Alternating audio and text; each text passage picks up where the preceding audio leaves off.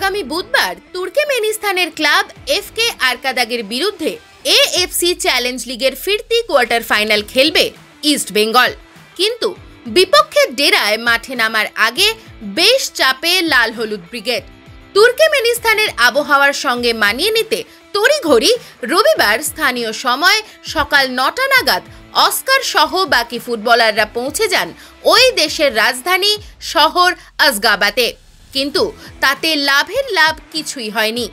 দীর্ঘ বিমানযাত্রার ক্লান্তি কাটাতে দ্রুত বিমানবন্দর থেকে টিম হোটেলে পৌঁছে যায় গোটা দল।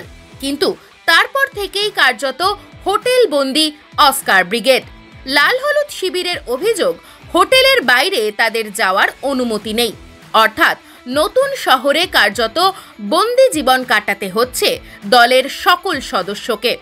এমনকি রবিবার সকাল থেকে বিকেল পর্যন্ত গোটা বিশ্বের সঙ্গে যোগাযোগও বিচ্ছিন্ন ছিল তাদের, কারণ মোবাইল ফোনের ইন্টারনেট পরিষেবা চালু হতে বিকেল গড়িয়ে যায়। সূত্র মারফত খবর, বিনা অনুমতিতে হোটেলের বাইরে পা রাখতে পারছেন না লাল হলুদ ফুটবলাররা। তার উপর রয়েছে তীব্র ভাষা সমস্যা। তবে এখানেই শেষ নয়, কোচের ইচ্ছে অনুযায়ী অনুশীলন করার কোনো সুযোগও তাদের কাছে নেই। স্থানীয় দল বাস পাঠালে তবেই অনুশীলনে যেতে পারবে ইস্ট বেঙ্গল।